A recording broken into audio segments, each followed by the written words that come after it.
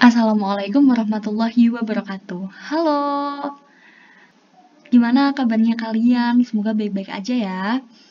Gimana nih, udah pada siap buat belajar ekonomi?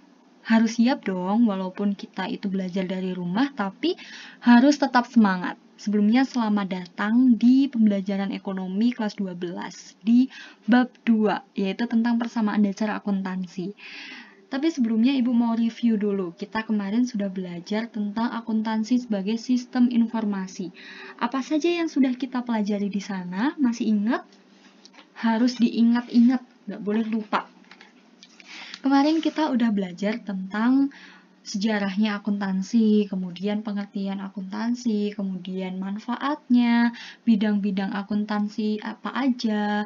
Kita juga udah belajar tentang gimana sih caranya kalau kita itu mau jadi akuntan yang beretika, yang baik itu bagaimana.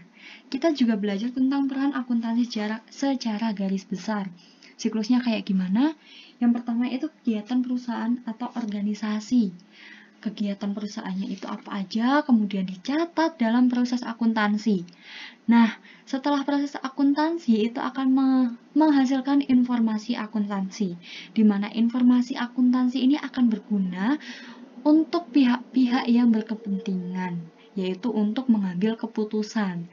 Nah, di bab 2 kali ini kita akan belajar mengenai proses akuntansi itu sendiri.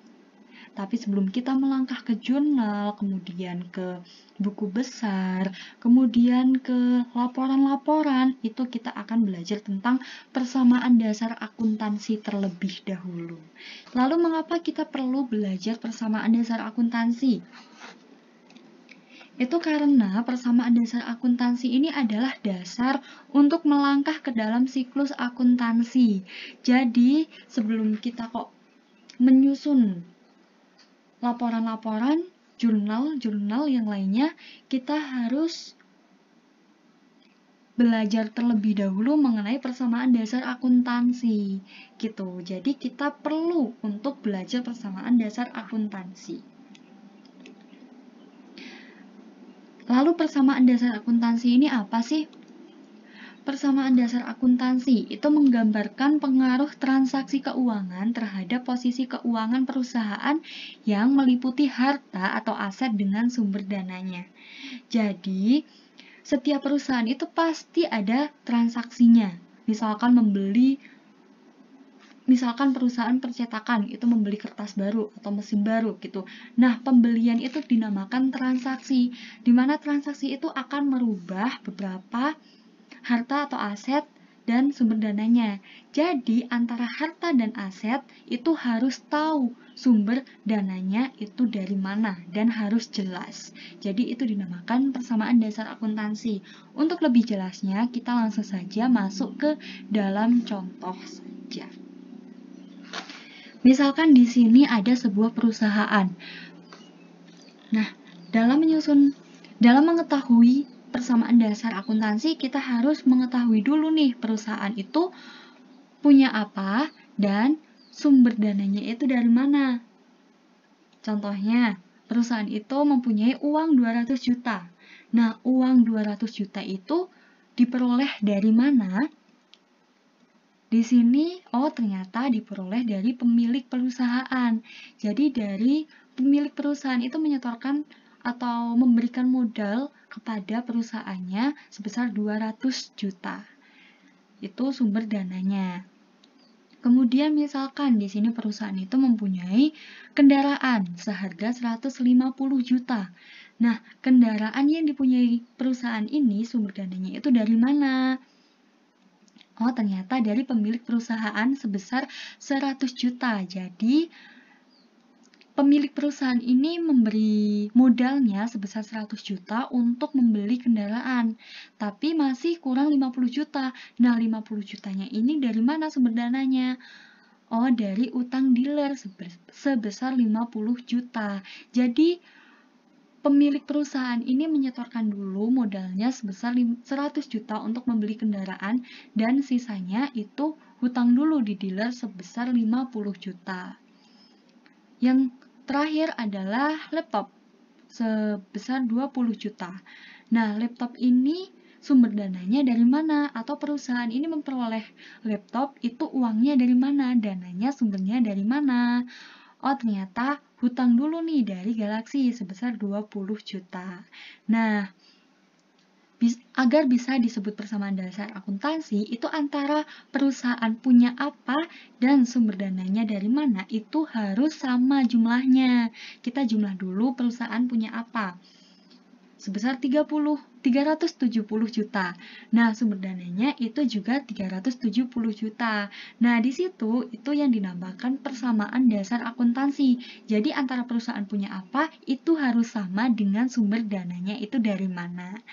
Kemudian di sini uang, kendaraan, dan laptop itu dinamakan harta atau aset. Jadi, yang dipunyai atau kepunyaan perusahaan itu dinamakan hartanya perusahaan atau asetnya perusahaan. Sedangkan sumber dana yang dari pemilik perusahaan itu dinamakan modal atau ekuitas. Sedangkan utang itu dinamakan kewajiban atau utang. Sampai sini jelas? Selanjutnya adalah rumus persamaan dasar akuntansi. Di sini bukan hanya fisika atau kimia saja yang mempunyai persamaan dasar. Akuntansi pun mempunyai persamaan dasar. Nah, persamaan dasar dari akuntansi itu apa? Harta sama dengan hutang plus modal, atau aset sama dengan kewajiban plus ekuitas, seperti contoh yang barusan Ibu jelaskan, di mana harta atau aset itu adalah kepunyaan atau apa yang perusahaan itu punya. Sedangkan hutang plus modal itu adalah sumber dananya itu dari mana. Contohnya nih, kalian itu mempunyai laptop. Nah, laptop itu sebagai harta, sedangkan laptop ini asalnya dari mana? Kita beli laptop ini pakai uang apa? Misalkan, dari tabungan sendiri, atau tabungan sendiri setengah, kemudian sisanya utang dulu di Galaxy. Nah, itu dinamakan hutang plus modal atau kewajiban plus ekuitas. Itu adalah persamaan dasar dari akuntansi, di mana aset itu harus sama dengan kewajiban plus ekuitas, di mana aset itu asalnya dari kewajiban plus ekuitas. Nah, aset ini disebut sebagai aktiva, sedangkan kewajiban plus ekuitas itu disebut pasiva. Jadi, aktiva itu adalah harta yang dipunyai perusahaan, sedangkan sumber dana yang dimiliki perusahaan itu dinamakan pasiva. Sampai sini jelas? Kemudian kita akan belajar tentang unsur-unsur persamaan dasar akuntansi. Ada beberapa unsur-unsur persamaan dasar akuntansi. Yang pertama adalah harta atau aset atau aktiva. Harta atau aset atau aktiva ini adalah semua sumber daya yang dimiliki perusahaan dan dapat dinilai dengan uang. Seperti tadi contohnya, jadi harta itu adalah apa yang dipunyai perusahaan. Misalkan uang sebagai modal, kemudian kendaraan, kemudian laptop. Nah, uang, kemudian kendaraan, dan laptop ini adalah harta yang dimiliki oleh perusahaan. Kemudian harta atau aset ini masih dibagi menjadi beberapa hal. Yang pertama, itu ada harta lancar, di mana harta lancar ini adalah harta yang habis pakai atau umur ekonomisnya itu kurang dari 1 tahun. Jadi, habisnya itu cepat daripada harta-harta yang lainnya. Contohnya apa? Contohnya adalah uang. Kemudian yang selanjutnya adalah harta tetap. Harta tetap ini adalah harta yang tidak habis pakai atau umur ekonomisnya itu lebih dari 1 tahun. Biasanya harta tetap ini nominalnya lebih besar daripada harta lancar, dan harta tetap ini bisa diinvestasikan atau dimodalkan pada awal perusahaan itu membuat usahanya. Contohnya adalah gedung perusahaan, itu menjadi harta tetap. Kemudian yang terakhir adalah harta tak berwujud, di mana harta tak berwujud ini adalah aset non-moneter tanpa wujud fisik. Contohnya itu adalah hak cipta. Misalkan nih, kalian itu punya produk makanan atau produk kecantikan salon. Nah, salon kalian itu misalkan salon cantik. Nah, untuk mendapatkan hak cipta, itu kalian harus membayar dulu untuk mendapatkan hak ciptanya agar salon cantik ini tidak dipakai oleh perusahaan yang lain. Nah, hak cipta dari salon cantik ini dinamakan harta tak berwujud. Sampai sini semoga jelas ya. Selanjutnya adalah utang atau kewajiban atau liabilitas. Nah, utang atau kewajiban atau liabilitas ini adalah sumber dana yang dimiliki oleh perusahaan. Itu dari mana? Lalu utang atau kewajiban itu apa sih? Jadi kewajiban itu merupakan utang atau kewajiban perusahaan kepada pihak lain akibat transaksi yang terjadi di masa lampau atau transaksi yang sudah terjadi yang harus dibayar atau dilunasi. Contohnya tadi itu adalah utang kendaraan dan utang laptop. Jadi itu adalah transaksi yang dilakukan oleh perusahaan untuk keperluan perusahaan dan harus dibayar atau dilunasi oleh perusahaan. Selanjutnya adalah ekuitas. Apa itu ekuitas? Ekuitas ini adalah hak pemilik perusahaan atas kekayaan atau aset perusahaan setelah dikurangi hutang. Jadi ekuitas ini adalah modal tanpa hutang. Tadi itu sumber dana yang dimiliki oleh perusahaan ada dana dari pemilik perusahaan, kemudian juga ada hutang, hutang dari dealer dan hutang dari Galaxy. Nah, sedangkan ekuitas sendiri ini adalah modalnya sendiri atau sumber dana yang dimiliki oleh perusahaan tanpa hutang. Itu dinamakan ekuitas. Selanjutnya adalah pendapatan. Pendapatan ini adalah aliran masuk atau dana yang masuk yang dapat meningkatkan aset atau dapat menurunkan kewajiban perusahaan karena penjualan, pemakaian atau pembuatan barang atau jasa yang merupakan aktivitas utama perusahaan. Jadi pendapatan ini adalah dana yang masuk dan bisa meningkatkan aset atau bisa menambah aset. Misalkan menambah kas, tadi kan 200 juta, kemudian misalkan ada pendapatan yang masuk 20 juta, jadi total kasnya itu menjadi 220 juta. Itu pendapatan bisa meningkatkan aset atau dapat menurunkan kewajiban. Misalkan pendapatan salon cantik, nah itu bisa membayar hutang atau kewajiban atas penjualan atau pemakaian atau pembuatan barang atau jasa yang merupakan aktivitas utama dari perusahaan. Itu dinamakan pendapatan. Yang selanjutnya adalah beban. Apa itu beban? Beban itu adalah penggunaan aset atau peningkatan liabilitas karena adanya pembuatan barang, jasa, atau melakukan aktivitas lain yang merupakan aktivitas utama perusahaan. Jadi beban itu adalah penggunaan aset atau penggunaan harta. Misalkan salon cantik membutuhkan perlengkapan.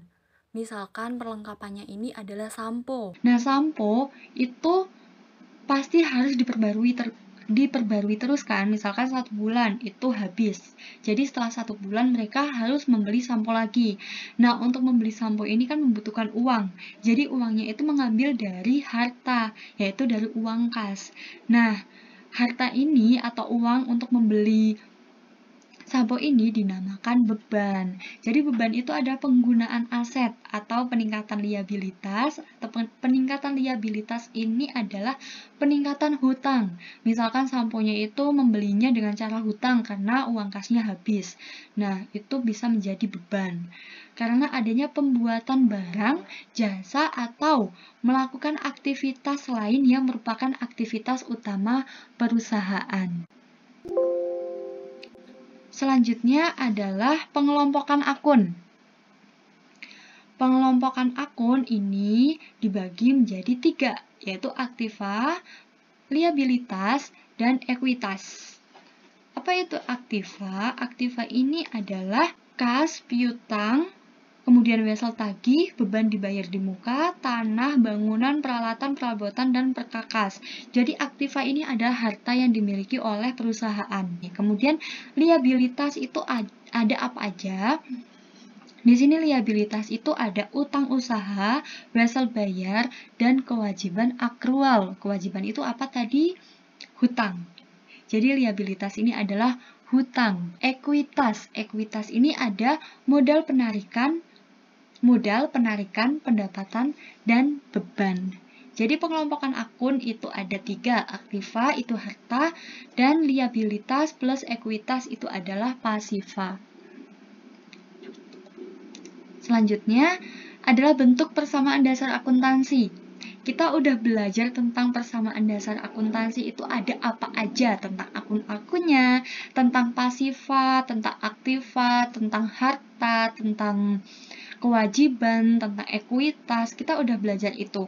Lalu gimana kita mencatatnya? Bentuknya itu bagaimana? Bentuknya kayak gini. Yang pertama itu kita harus menuliskan nama perusahaan. Misalkan nama perusahaan itu ada Salon Cantik. Nah, di sini persamaan dasar akuntansi. Kemudian tulis periode yang berakhir pada, misalkan ditulis persamaan dasar ini ditulis akhir Desember. Jadi untuk periode yang berakhir pada Desember 2021, misalkan seperti itu. Lalu yang selanjutnya bagaimana bentuk tabelnya? Seperti ini, bentuk tabelnya itu terdiri dari tanggal, kemudian aset, sama dengan liabilitas plus ekuitas. Di sini aset tertuliskan kas, piutang usaha, perlengkapan, dan peralatan. Tadi di tabel pengelompokan akun kita udah belajar. Aktiva itu ada apa aja? Nah, di sini nih, aktiva itu adalah aset atau harta. Harta yang dimiliki oleh perusahaan. Itu ada kas, piutang usaha, perlengkapan, dan peralatan.